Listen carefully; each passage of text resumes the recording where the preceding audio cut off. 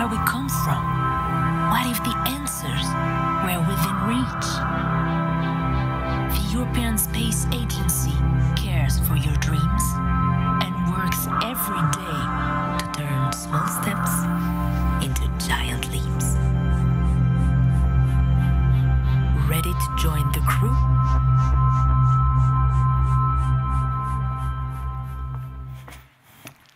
Good afternoon, ladies and gentlemen. It's great to have you here with us at the Ministerial Council. Thank you. My name is Louise Houghton. I will be guiding you through this next event and the much-awaited announcement of the 2022 ESA astronaut class. Whether you're here with us in Paris or watching online at home, I think you'll all agree that this is a very exciting time for the European Space Agency. We just heard the fantastic news that ESA member states have agreed to fund European space activities with 17 billion euros. I think that deserves a round of applause. We've seen so many benefits from this funding in the past, and we're excited to see the ideas for future ESA space activities come to light. The light today, though, falls on the next class of ESA astronauts, and we'll be announcing who they are very shortly. Thousands of people submitted an application for this opportunity, and the selection process started in April of last year. There were many rounds, and then the final hurdle was a detailed interview with ESA's Director General. I think that this is the perfect opportunity to announce who those people are, and who better to help me announce those names than ESA's Director General himself. Please welcome to the stage, Josef Aschbacher.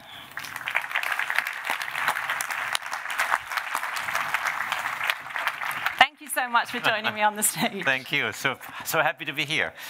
Nice to see you. Nice to see you. So what are the top criteria that you look for when you're selecting an astronaut? Well, what do we look for? First of all, these are incredible people. You see some of the astronauts here in the room, and I know them pretty well now, and they really have talents that are quite incredible. I mean, they are unique, and I think I really can say that they are unique in many ways. Of course, you look for all the intellectual capability they have, all the manual capability that they can make quick decisions under pressure, usually, and make sure that they push the right buttons and not the wrong ones, and make sure that everything goes fine. But also, of course, we have gone through, I would say, a number of steps or tests in the evaluation. We had about 6 big steps, big waves of reducing the almost 23,000 of applications down to a few. We will see them coming up very soon. One of the last hurdles is the medical test, and the very last hurdle is the Director General of ESA. Was that fun? Oh, that was so much fun, I tell you. Talking to these people and interviewing them together, of course, with some of my colleagues is really fun, because you can probe them, of course, a bit under pressure. This is what astronauts like, to put them under pressure and see how they react, and whether they have all they need to be an astronaut. They need to be very special people. Well, we will announce who they are very shortly, but before we do, I'd love to hear a little bit more about what they're actually going to be doing once they're appointed. But once they're appointed, so of course first we select them, and then I think there's a huge media frenzy on all the astronauts, and they will be very busy giving interviews and doing all kind of interactions. But once they are appointed, we have actually 2 categories of astronauts. One we call career astronaut, and the other one is astronauts in the reserve pool, which is let me briefly explain. The career astronauts are the ones where we immediately give a contract to them and start working with them to have a base training, to make sure that they get all the information needed, but also that they are getting ready for future missions. This base training will be at the European Astronaut Center in the Cologne in Germany, but also in other places, and lasts about a year, a bit more than a year, and then they would be, as I say, ready for a future mission for which they have to be trained. And then once a future mission is identified, of course, then the training for that mission will have to occur. The astronauts in the reserve pool are astronauts that are astronauts, as the name says, so there is no difference. They are astronauts, but of course they are not yet engaged by ESA directly through a permanent contract, but they will be available for future astronaut activities. They usually would continue their job in what they do, so they would be a physician or a fighter pilot, or we have quite a different diversity of those, so they would continue in their job, but we would have an engagement with them. We will give them a short contract so that they work with us, that we can interact with them regularly, and then if opportunities arise, maybe later on, of course, they can then be put into full training for baseline trainings for astronauts and future missions. And different projects. And different projects, yeah. Voilà. Well, we look forward to finding out who they are. I don't think we should keep anybody in suspense any longer, do you? Do you want to do the honors and lift the curtain? How do I lift the curtain? On your call. Okay, lift the curtain. Big round of applause.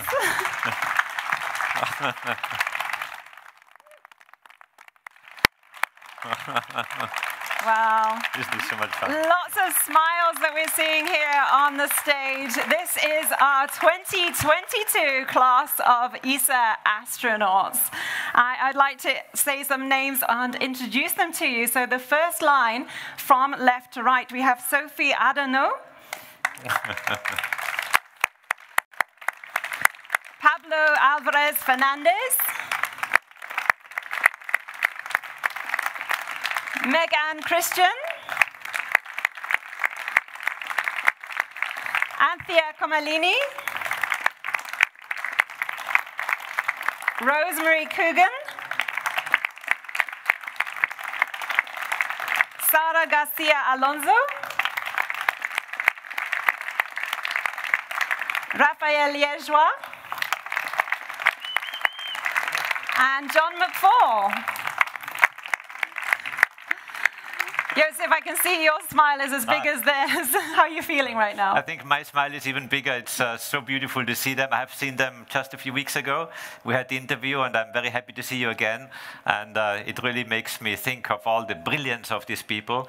They have been very sharp in their responses to my difficult questions. I hope you didn't mind too much. I did tell you when in the interview that you may be invited to Paris. You may not know whether you're selected or not, but if you're going to Paris, I said, you will only find out whether you're a career astronaut or astronaut in the reserve pool today, and this is what happened. So I think this was very much of a tension for you, but I thank you for being so brave and so wonderful.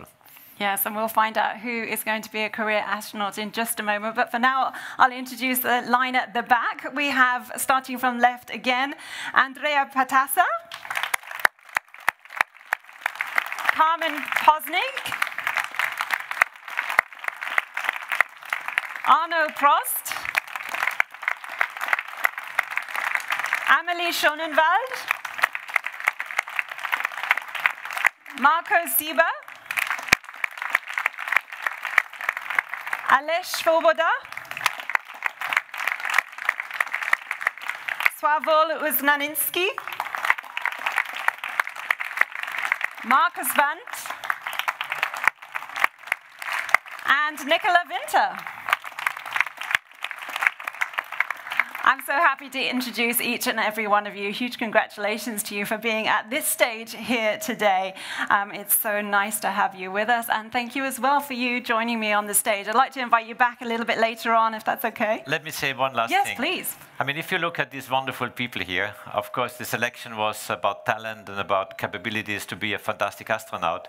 But I'm also very proud that it happens to be a very good distribution of genders. So we have almost 50% ladies in this group here, and I think that's also very important, and from very different countries. You will find out pretty soon from which countries they come. I think this is something I'm very happy about. I'm happy about that too. Thank you. So thank you once again to Josef Aschbacher.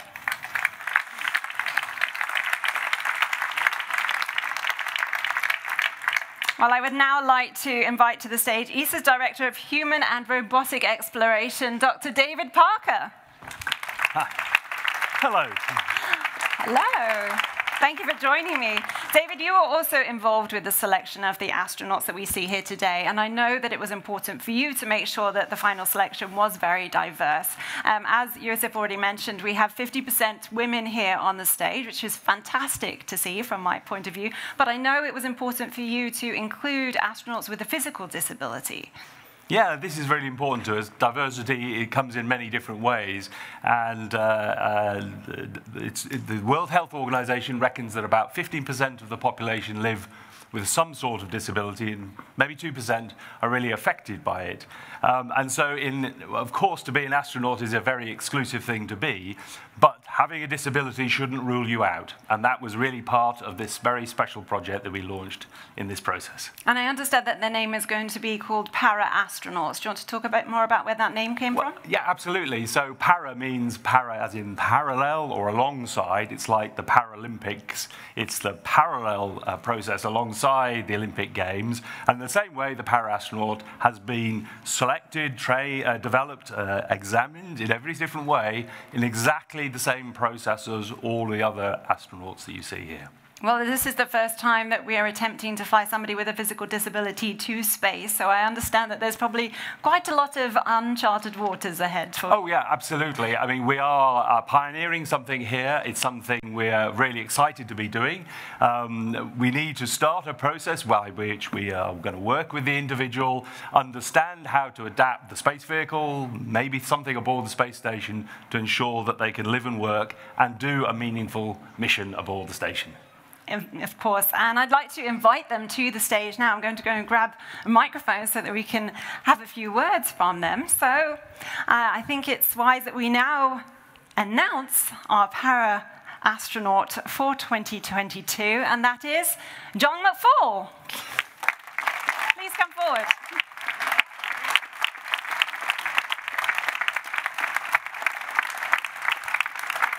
Congratulations, John. It's great to have you with us here at the front of the stage. I'd love to ask you a little bit more about why you applied to be an astronaut, first of all. Well, when ITER announced they were looking for a candidate with a physical disability, I thought it was such an inspiring and exhilarating opportunity. And I looked at the person's specification and I thought, wow, this is really aspirational. This is a very brave and very bold thing to do.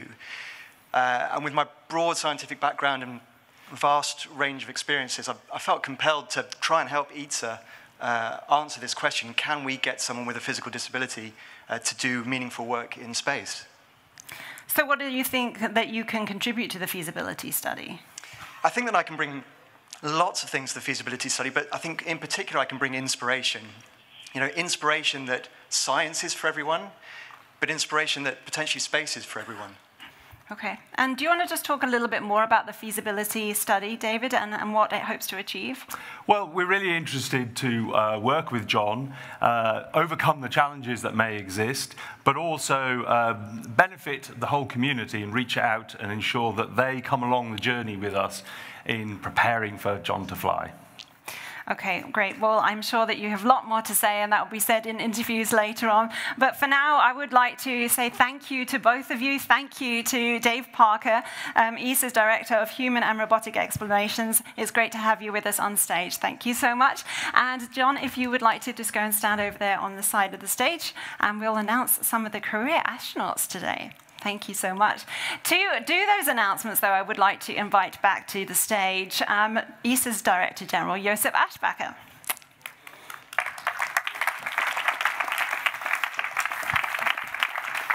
Thank you so much for coming back up on stage. Now, you talked already about the two different classes or two different selections that there is here today, either a career astronaut or somebody in the reserve.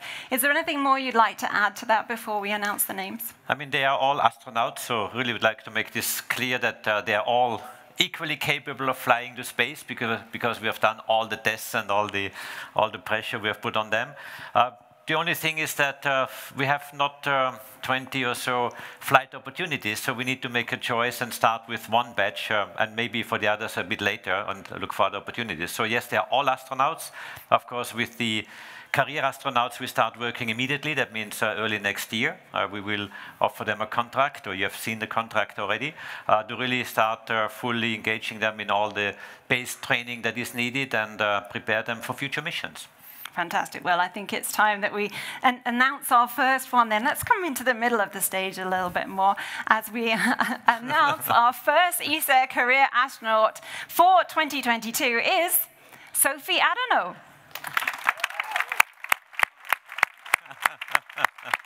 Congratulations. Congratulations to you. Nice to have you with us. Love to hear a little bit more about yourself, your background, and how you came to be here today. All right. So first of all, good afternoon to each of you. I understand that you've worked really hard for the past 2 days to get the incredible results that we've seen.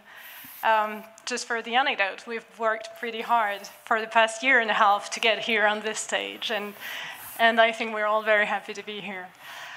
So my background, I'm a career officer from the French Air and Space Force. I'm a helicopter test pilot as well as an engineer. I worked at Airbus Helicopters to start with, and then I flew rescue missions and transport missions throughout Europe. I have 3,000 flight hours and flew on 22 different helicopter types as a test pilot. Wow. Fantastic. And how confident were you feeling in the run-up to today's selection? Well, I'm never confident. I mean, when you realize that there are so many candidates, you're never confident. You just make your way and hoping that the next step is going to work for you. And but now we're very happy. Okay, well, congratulations to Sophie Adorno. Please do go and join John over there on the side of the stage. Thank you.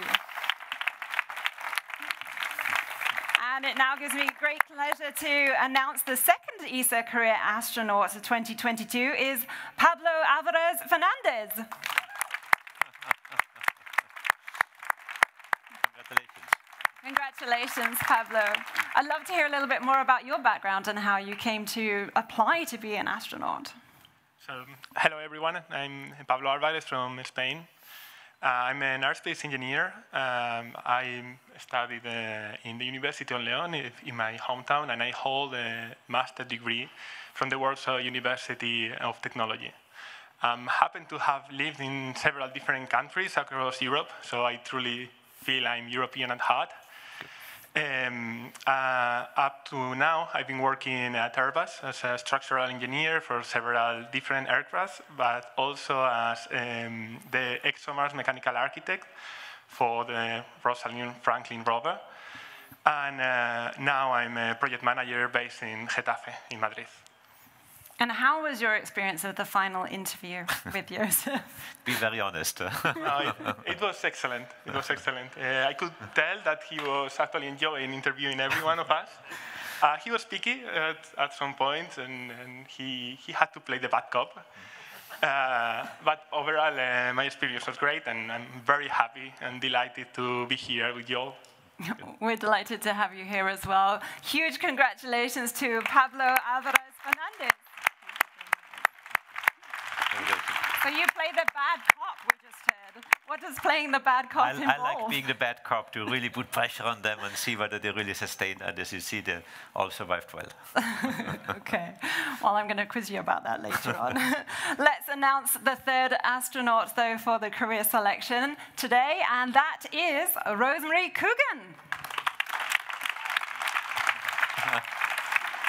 Congratulations, Rosemarie. Thank you very much. Yeah, would you like to follow in the same vein as the others and tell us a little bit about your background? Yeah, so my name's Rosemarie Coogan. I'm 31 years old and I'm European but from the UK. I like that. I didn't mean it like that. I spent a few years as a Royal Naval Reserve during my studies, and then went on to work briefly in industry for software and robotics companies before doing a PhD in astrophysics, and now I work with the French space agency CNES. Oh, fantastic. And what do you look forward to doing the most in this position? Oh, well, as Joseph said, the training will start next year, and already that's going to be a fantastic experience, the survival training, the language learning, and I think ESA has put together a really fantastic exploration program, as we've heard about at the ministerial, and I'm really just looking forward to contributing what I can to that program. Okay. You have to thank all these ministers for preparing the ground. Yes, thank you very much.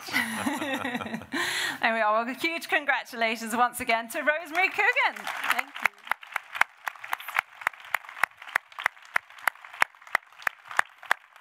Well, we do have a fourth career astronaut to announce, and I'm happy to say that that is Raphael Liégeois.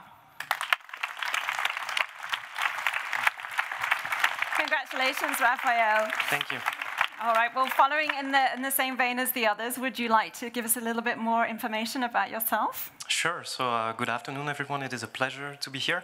I'm Raphael from Belgium. My background is in biomedical engineering. I also did a PhD in neuroscience at the University of Liège in Belgium. And I completed that PhD in 2015. And since then, I have been working as a neuroscientist in various research institutes in Singapore, in the United States. And I am now a research and teaching fellow at the University of Geneva and at the Swiss Federal Institute of Technology in Lausanne in Switzerland. Fantastic. And you applied for this opportunity 18 months ago. When you sent in that application, did you just forget about it, or did you hear kind of quite soon on? How was the application process for you? Well, quite long. That's the same for all the candidates, I believe. So it was 18 months in total, 6 steps, so roughly a couple months between each step.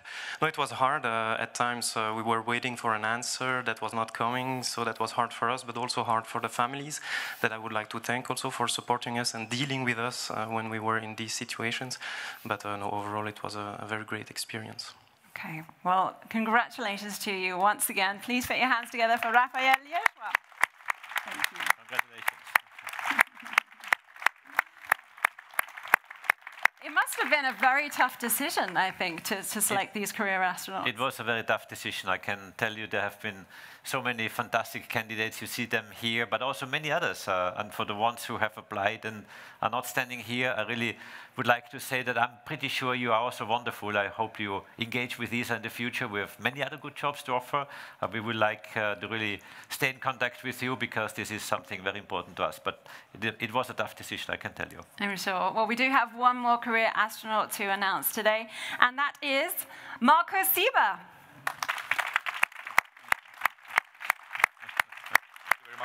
Congratulations, Marco. Congratulations. Love to hear a little bit more about your background as well, please. Yes, so I'm Marco Sieber from Switzerland. I'm 33 years old and I'm a medical doctor specialized in emergency medicine, and currently I'm doing a training in urology. And yeah, otherwise I like everything that has to do with flying, paragliding, skydiving. So that's what I do. So you already like being up in the air. Yeah. That's great to hear. What was the most challenging part of this selection process for you?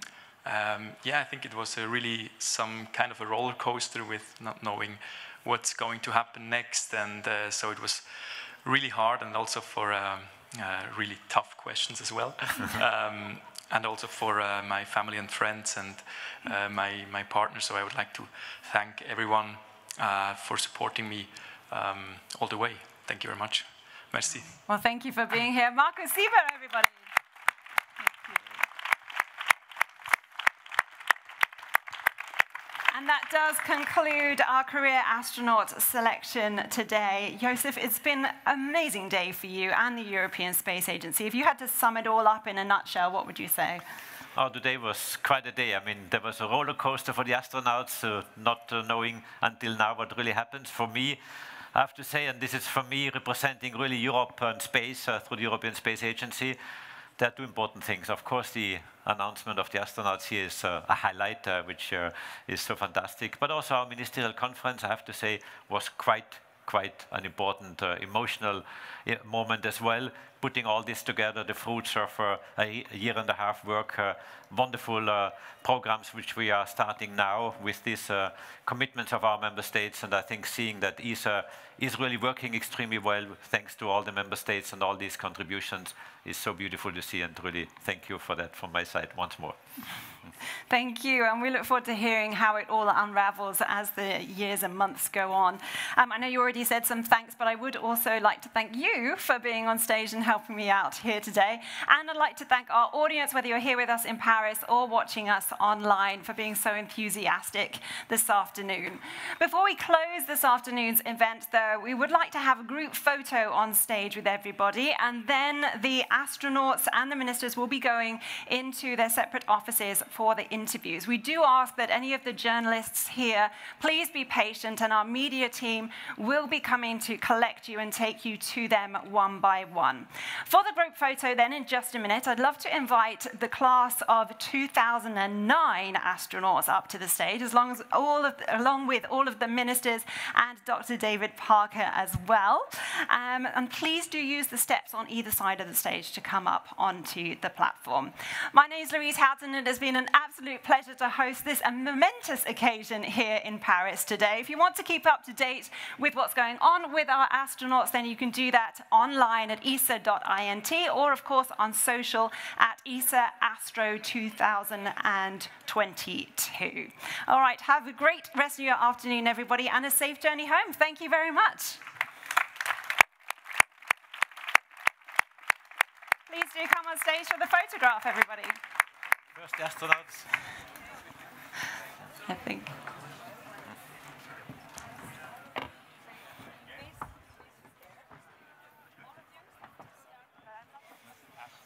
So now big surprise, huh? Nice to see you. Oh, good to see you. How are you doing? I'm good.